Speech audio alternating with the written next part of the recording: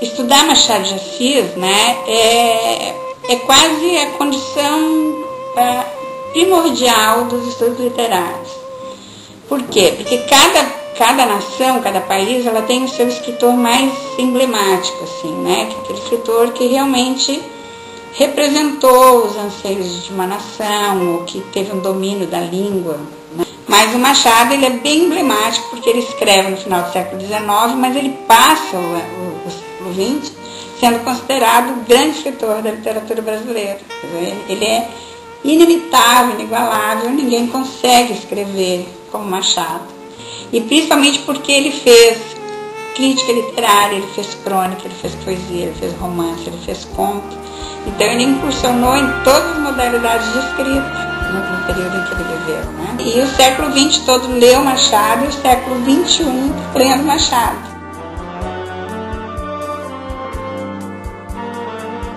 Há alguns anos a prova do vestibular era múltipla escolha, não era somatório, né? E era perguntado muito assim, características, escola literária e tal. Quando no Brasil inteiro, né, os professores se conscientizam que está faltando a leitura, então foi substituída essas perguntas pontuais sobre escolas literárias, estilos de época, por leituras de livro, e as perguntas baseadas nas leituras de livro. Eram 10, há 2 anos passou para 8, e esse é um processo muito complexo de você fazer alguma seleção, ou fazer seleção de 8 títulos que você considera importante para os alunos lerem. É muito controverso, alguns professores acham que é isso, outros é isso, mas sempre tenta-se chegar a um consenso. E um nome que praticamente nunca faltou, é muito difícil ter um ano que não tenha um livro do Machado de Assis. Por quê? Porque para os professores é importante que um aluno entre numa universidade tendo lido um livro do Machado de Assis. Tá? Como teria que ter lido outros, mas ter lido Machado de Assis é uma condição essencial.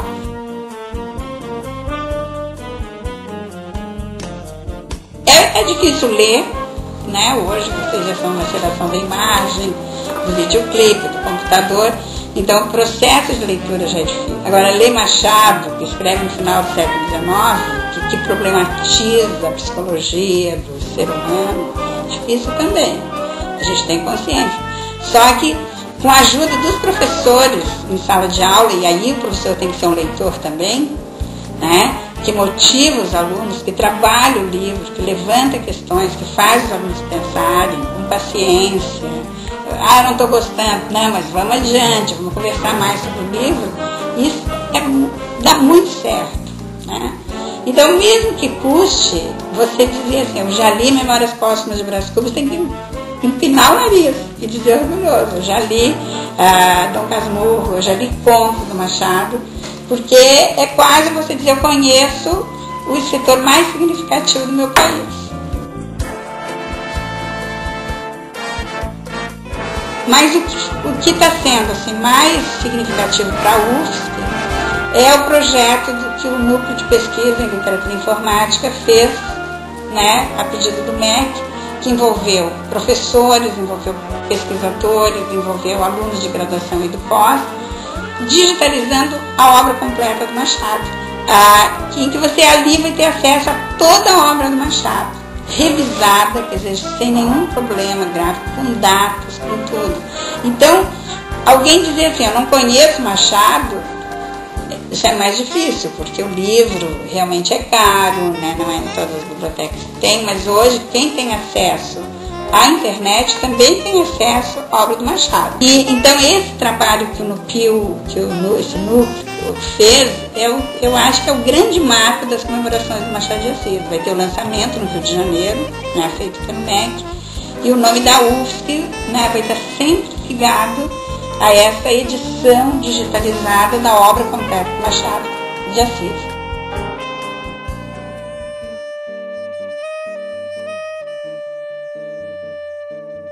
Aí o Machado, ele vai viver nessa época.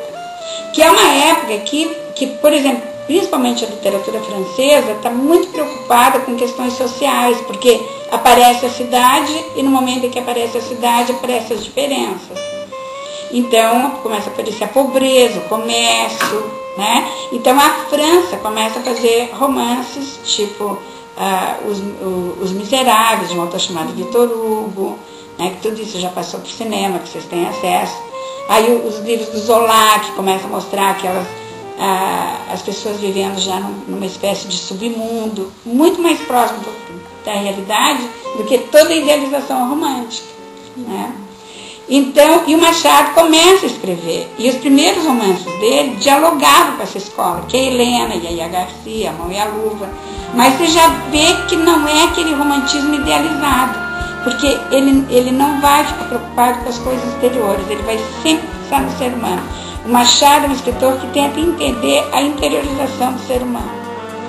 E depois, quando o realismo, né, em termos de estilo de época, né, que você vê, né, as pessoas já não estão mais tão idealizando, mas estão muito mais preocupadas com a realidade, o Machado começa a fazer os seus romances que a gente chama da fase adulta dele, que é Memórias Póstumas de Brás Cubas, depois Dom Casmurro, Alienista, aí, né, todos, Isaú Jacó, Quincas Borba, né, em que ele vai tematizar exatamente não uma realidade exterior, mas essa realidade do ser humano. Então ele vai tematizar temas como loucura, como ciúme, como paixão, adultério, a questão do dinheiro, né, a questão da política. Ele vai ser um grande observador das grandes mudanças, porque se o romantismo viveu a mudança lá de 22, da independência, ele vai viver a passagem da monarquia para a república.